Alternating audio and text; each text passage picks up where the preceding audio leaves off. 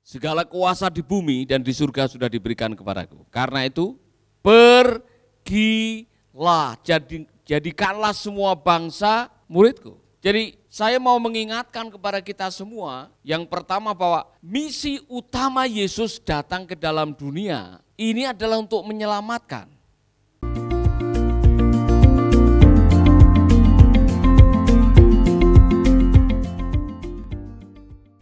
Saya mau menyegarkan pikiran Bapak Ibu dan saudara-saudara, barangkali yang ada di live streaming juga, bahwa misi utama daripada Tuhan Yesus datang ke dalam dunia ini adalah untuk menyelamatkan. Dan pada waktu Yesus kembali ke surga, Dia ingin supaya amanat itu dilaksanakan. Jadi jangan sampai amanat itu terputus oleh karena kita salah sasaran. Saya mau mengajak Bapak Ibu sekalian untuk kembali merenung apa yang diucapkan oleh Tuhan Yesus. Dan saudara-saudara, ini saya mengatakan karena kalau kita tidak segera membuat pembaharuan di dalam visi misi kita ini, bisa-bisa suatu saat kita tidak mendapatkan award atau penghargaan seperti apa yang diharapkan oleh Tuhan Yesus. Maksudnya begini, segala kuasa di bumi dan di surga sudah diberikan kepadaku. Karena itu, masih ingat, pergilah, jadikanlah semua bangsa muridku. Jadi saya mau mengingatkan kepada kita semua, yang pertama bahwa misi utama Yesus datang ke dalam dunia, ini adalah untuk menyelamatkan. Dan pada waktu Yesus kembali ke surga, tugas itu diberikan kepada gereja, yaitu kita semua. Itulah sebabnya gereja yang tidak memuridkan, ini gereja yang terhilang. Kalau ada pendeta tidak menjangkau dan memuridkan, ya pendeta yang terhilang. Kalau ada vikaris yang tidak pernah menyelamatkan jiwa, tidak pernah bersaksi, dan tidak memuridkan selama hidup, ini vikaris juga terhilang. Kalau ada majelis tidak terbeban untuk pergi bersaksi dan memenangkan jiwa, ini majelis juga terhilang. Saya tidak ingin saudara-saudara kita semua pada akhirnya diklaim sebagai hamba Tuhan yang terhilang, atau pelayan yang terhilang, atau gereja yang terhilang. Karena apa? Kita tidak menjangkau seperti apa yang Tuhan katakan. Jadi saya mau curhat dengan saudara-saudara, ini saya agak khawatir sebetulnya, saya agak prihatin karena akhir-akhir ini saudara-saudara ada keresahan di antara kita sesama orang percaya ini. Yang terjadi ialah bukan menjangkau, bukan memenangkan jiwa, bukan memuridkan, tapi ini yang terjadi, gereja berorientasi pada program, bukan jiwa baru. Ketika gereja berlomba-lomba membuat program, lupa bahwa tujuan akhir dari program itu adalah jiwa baru.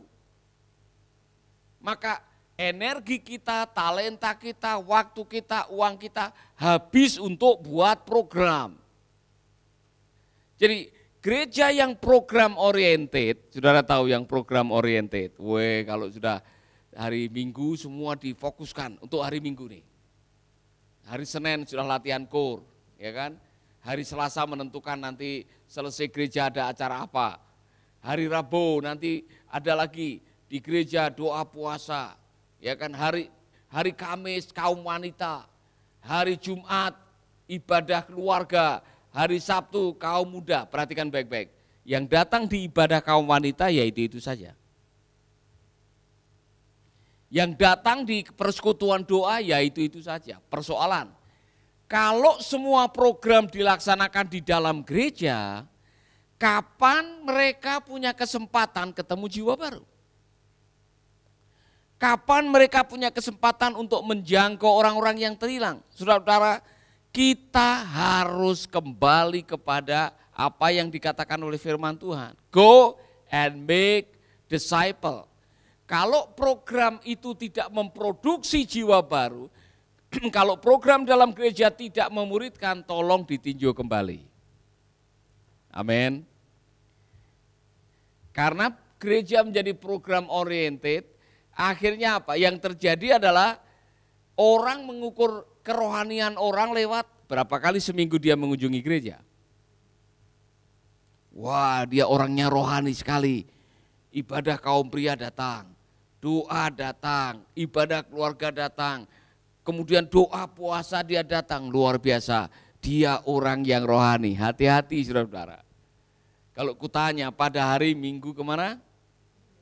Hari Senin, hari Rabu, hari Kamis. Tapi kalau kelakuan kita tidak berubah dan tidak melahirkan jiwa baru, oh saudara-saudara, lebih baik kita meninjau kembali program-program kita. Saya mau mengingatkan teman-teman kita, tidak ada salahnya buat program.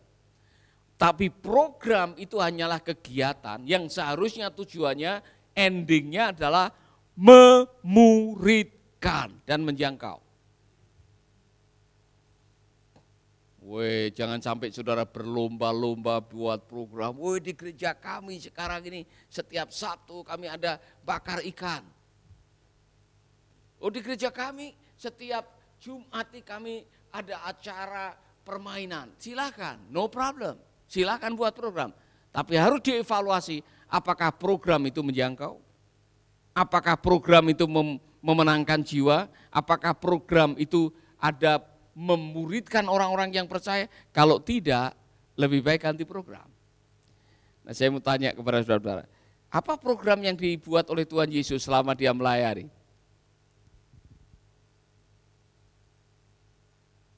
Apa program yang biasanya dilakukan oleh Tuhan Yesus setiap hari?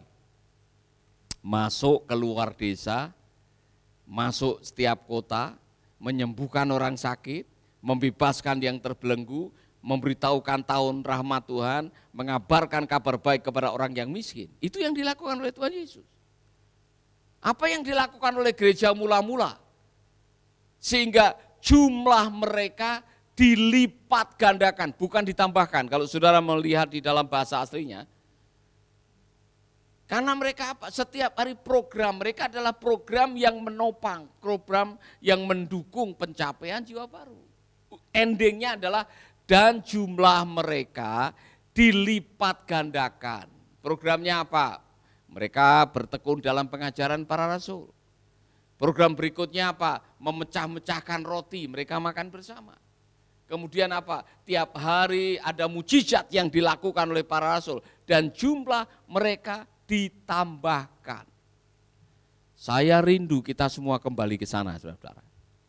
Atmosfer gereja perjanjian baru, di mana setiap hari mereka bertekun dalam firman. Untuk apa? Pemuritan. Kemudian ada apa, saudara-saudara? Mereka memecah-mecahkan roti, yang kelebihan mereka menjual hartanya untuk mencukupkan yang kekurangan. Ada pelayanan sosial. Pelayanan sosial, ditambah pengajaran, ditambah kesembuhan, ditambah mujizat dan keajaiban. Itulah yang membuat jumlah mereka ditambahkan. Saya menantang gereja Tuhan, saudara-saudara, kita semua yang terlibat di dalam pelayanan, adakah saudara gereja di mana saudara berbakti ada unsur ini? Program harus ada memuridkan melalui firman. Program harus ada implementasi di mana kita melaksanakan firman, sosial, memperhatikan orang lain. Dan program yang membuat kita bisa bermisi melayani dan pada akhirnya kita bisa kembali kepada Tuhan dengan luar biasa. Jadi catat baik-baik, ada 4 hal yang harus saudara lakukan di dalam dunia ini supaya apa yang dikatakan oleh Tuhan Yesus terlaksana. Nomor 1, Anda dikirim ke dalam dunia untuk sekolah mengasihi.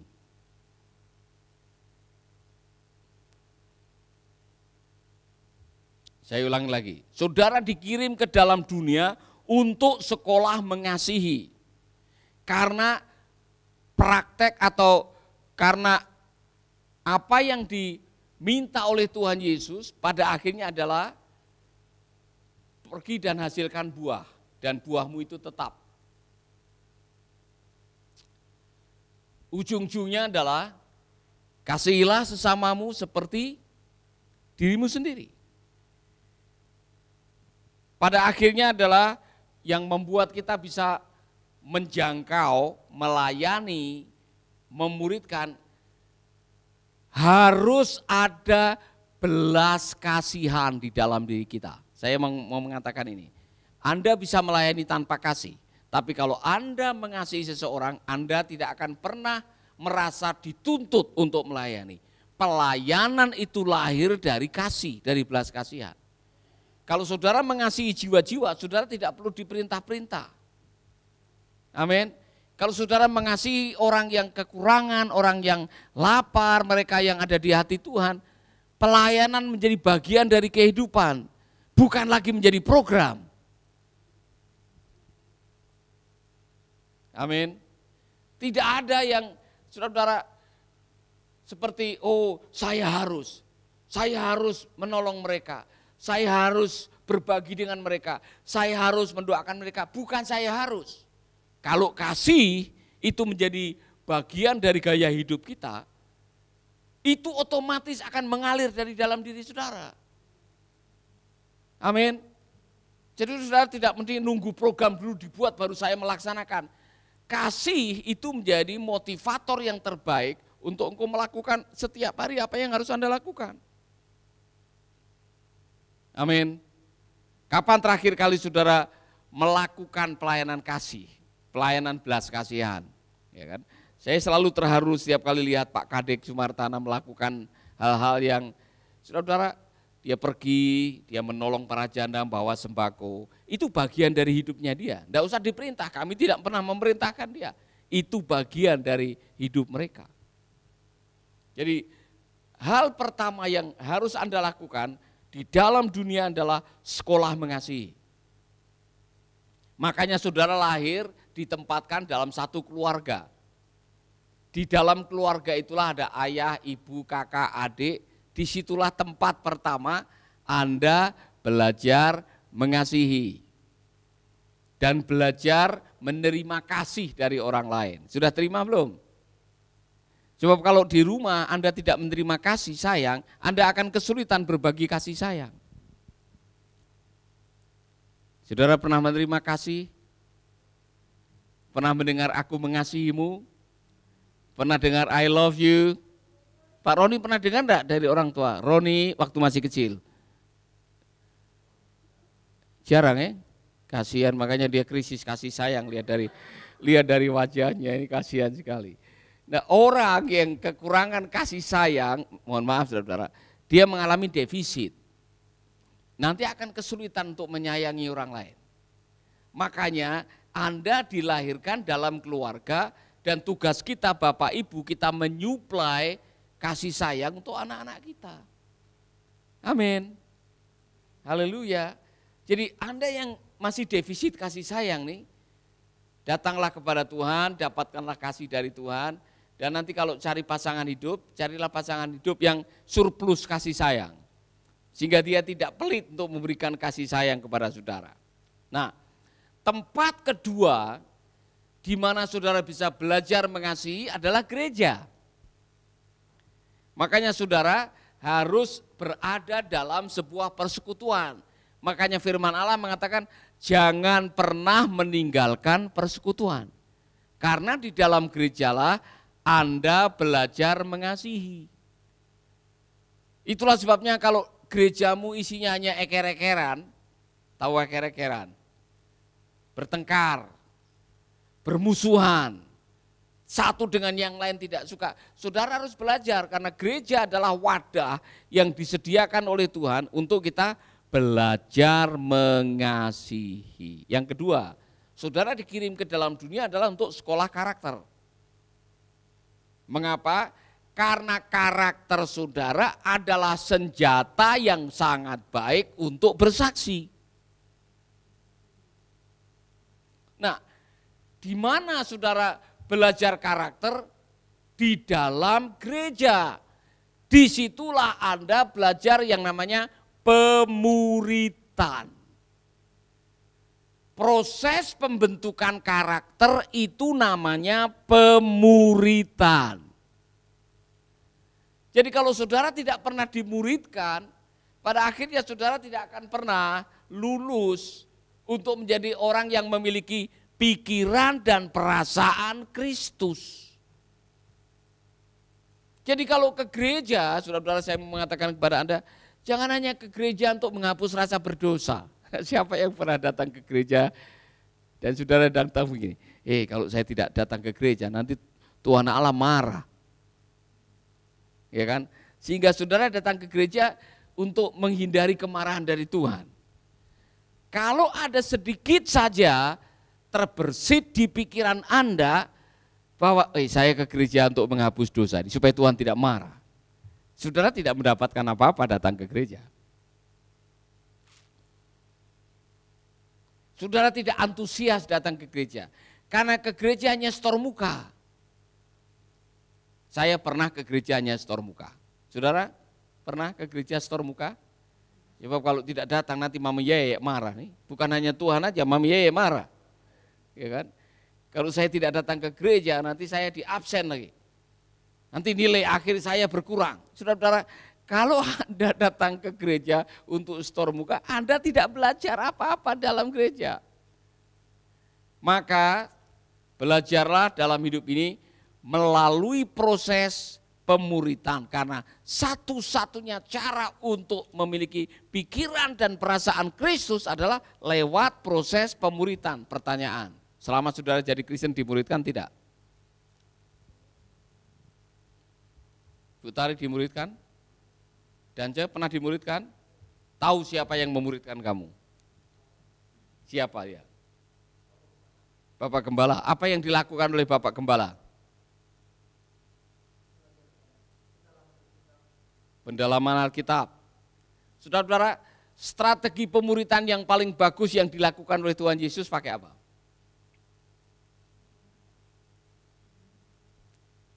Hubungan. Saudara tahu pemuritan?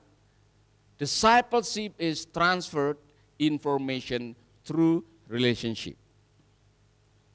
Truth transfer. Kebenaran yang ditransfer lewat hubungan. Perhatikan Tuhan Yesus ya. Dia lagi jalan sama murid-muridnya, kemudian lihat bunga bakung yang mengatakan, lihat tuh bunga tuh. Dia tidak pernah ke salon tapi didandani oleh Tuhan. Ya kan? Kamu lebih lagi. Lihat tuh. Kemudian dia nengok, lihat burung pipit. Dia pakai apa saja yang ada di sekitarnya untuk mentransferkan kebenaran lewat hubungan. Jadi waktu saudara ngopi sama teman, kemudian diskusinya mengenai bagaimana saya mengatasi khawatir. Kemudian saudara menjelaskan kepada teman saudara, inilah cara bagaimana saudara mengatasi khawatir. Saudara sedang memuridkan teman saudara. Saudara di pesawat terbang sambil ngomong dengan orang di samping saudara, ngomong mengenai bagaimana kita bisa mengembalikan keharmonisan pernikahan, kemudian saudara menggunakan kebenaran firman, saudara sedang memuridkan orang itu. Mungkin saudara di pasar, ya kan, sambil tawar-tawar, kemudian saudara ngomong, ibu jangan curang ya. Ini, tadi saya lihat salak-salak yang besar ini tiba-tiba kok di tas kresek saya yang busuk-busuk yang dimasukkan. Enggak boleh begitu Bu, jujur. Kalau mau diberkati Tuhan, jangan curang. Anda sedang mentransferkan kebenaran lewat hubungan. Jadi pemuritan tidak mesti harus duduk di bangku dalam gereja. Amin. Yang melayani anak-anak panti. Tiap hari saudara ketemu dengan anak-anak panti, saudara sedang menjelaskan mengenai kita tidak perlu takut dengan masa depan. Kemudian saudara menjelaskan, saudara sedang melakukan pemuritan. Jadi pemuritan adalah transfer kebenaran lewat hubungan. Sehingga apa? Yang salah-salah dalam hidup kita diganti dengan yang benar. Disitulah karakter kita terbentuk. Amin. Karena kita semua lahir, kita semua sebelum kenal Kristus, kita membawa konsep yang salah. Yang salah tidak bisa langsung dicabut begitu saja, harus diganti dengan yang benar. Itulah pemuritan, itulah pertobatan. Amin. Yang ketiga, saudara dikirim ke dalam dunia untuk apa? Sekolah melayani. Sekolah melayani. Nah saudara-saudara, Tuhan ingin kita belajar melayani karena apa? Nanti pada waktu kita kembali ke surga bersama dengan Bapa di surga, apa yang kita lakukan? Menyembah. To worship is to serve. Ingat baik-baik, ibadah itu adalah melayani. And to serve is to give. Dan melayani itu adalah memberi. Maka saudara-saudara dalam hidup ini belajarlah melayani. Layanilah satu dengan yang lain. Bahkan Yesus mengatakan anak manusia datang untuk melayani, bukan untuk dilayani. Wow, saya ketemu dengan sebuah pernyataan yang dibuat oleh Pak John Maxwell. Saudara-saudara, pada akhirnya setelah diteliti orang-orang yang bahagia itu siapa? Orang-orang yang bahagia adalah orang-orang yang bukan yang dilayani. Orang yang bahagia adalah orang yang sudah menemukan cara bagaimana mereka bisa melayani. Saya ulangi lagi saudara, ditemukan dalam penelitian orang yang paling bahagia adalah bukan bos yang hanya untuk bersin aja harus ditolong saudara. Harus ada yang melayani, yang ngelap ingusnya dan sebagainya. Orang yang paling bahagia adalah orang yang rela melayani. Orang yang sudah menemukan panggilan hidupnya. Orang yang sudah tahu untuk apa dia hidup. Bahkan Tuhan Yesus sendiri yang memberikan contoh, anak manusia datang untuk apa? Melayani. Sudah punya hati melayani? Jadi tolong dicek baik-baik. Apa yang membuat Anda bahagia? Kalau Anda bahagia dilayani, diberi, ya kan, dihormati, dihargai, salah. Yang membuat Anda bahagia seharusnya adalah waktu kita memberi. It is more blessed to give. Lebih berbahagia kita memberi daripada menerima. Lebih berbahagia kita melayani daripada dilayani. Maka di dalam dunia ini Anda dikirim untuk sekolah melayani. Karena selama-lamanya waktu Anda masuk dalam kekekalan, saudara akan melayani Tuhan. Menyembah itu melayani. Amin. Amin, saudara. Saudara senang melayani kalau saudara di gereja, saudara semangat melayani. Main musik, ya ada yang barangkali hanya ngepel, membersihkan WC, apapun yang saudara lakukan. Kalau saudara melakukan dengan sungguh-sungguh hati, Tuhan tidak akan pernah menutup mata untuk memberkati saudara. To serve is to give. 1, 2, 3. Saya kurang yakin dengan apa yang saudara ucapkan. Ya, to serve is to give. 1, 2, 3. Maka jangan pernah menggunakan pelayanan untuk mendapat.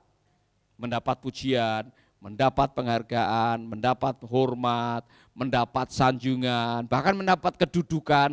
Kalau Anda melayani untuk supaya, wow, nanti kalau saya melayani, orang akan panggil saya Bapak Pendeta.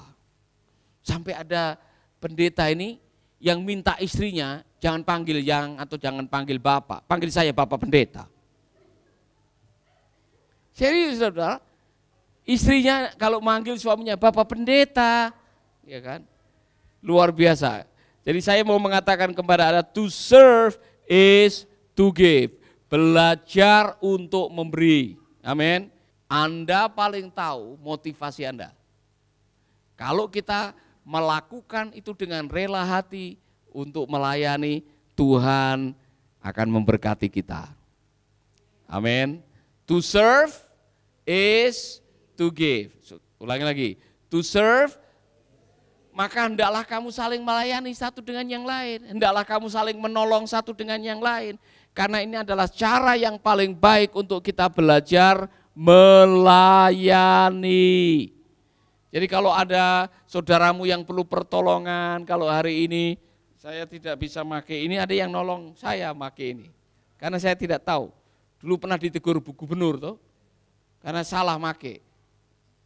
Waktu itu saya pakai celana panjang, enggak boleh pakai celana panjang. Jadi harus ada yang bisa menolong. Pak, yang makain itu baju Bapak siapa? Ada yang nolong, saling tolong menolong. Menolong sesama itu melayani. To serve is to give. Amin. Jadi kalau sudah melayani tidak usah hitung-hitungan. Ya kan? Kan saya baru saja menolong Bapak. Mana ininya? Pak, imbalannya mana? Ya kan? Kalau saudara melayani meminta imbalan itu bukan melayani, itu kerja. Beda, kerja dengan melayani itu berbeda, saudara-saudara. Jadi kita percaya bahwa ini adalah salah satu bagian. Yang terakhir, Anda dikirim ke dalam dunia adalah untuk sekolah misi. Mission school. Dunia adalah tempat Anda untuk belajar bermisi. Karena waktu Anda masuk surga, Anda tidak bisa menginjil lagi. Tempat satu-satunya di mana saudara harus melayani menginjil adalah dunia ini. Jadi kalau di dunia saudara tidak pernah melakukan pelayanan, tidak pernah menginjil, tidak pernah menolong, tidak pernah mendoakan orang, tidak pernah menjangkau jiwa, mungkin suatu saat saudara akan menyesal. Dan untuk menjangkau jiwa, untuk melayani, untuk menginjil, tidak harus ikut sekolah penginjil, tidak harus S1, S2 teologi. Mohon maaf saudara, ada yang bahkan dapat S3 belum pernah memenangkan jiwa. Saudara-saudara, saya mau mengatakan kepada Anda, untuk memenangkan jiwa cukup punya hati belas kasihan buat jiwa-jiwa itu. Katakan amin. Saya mau tanya jujur, pernah memenangkan jiwa? Pernah membawa orang kepada Tuhan Yesus dan Anda sendiri yang menuntun orang itu untuk terima Yesus? Pernah? Bagaimana rasanya saudara-saudara? Waktu saudara bisa membawa jiwa percaya kepada Yesus, apa yang saudara rasakan waktu itu? Ada sukacita. Itulah sebabnya di dalam kitab dikatakan satu jiwa dimenangkan seluruh surga bersorak-sorai. Ada sukacita pada waktu kita bisa dipakai oleh Tuhan untuk memenangkan jiwa. Haleluya. Saya mau mengajak saudara-saudara, ingat baik-baik ya. Sekolah mengasihi, sekolah karakter, sekolah melayani, sekolah misi. Itulah yang harus kita lakukan selama di bumi ini. Supaya waktu kita masuk dalam kekekalan, kita masuk dalam kekekalan dengan sukacita.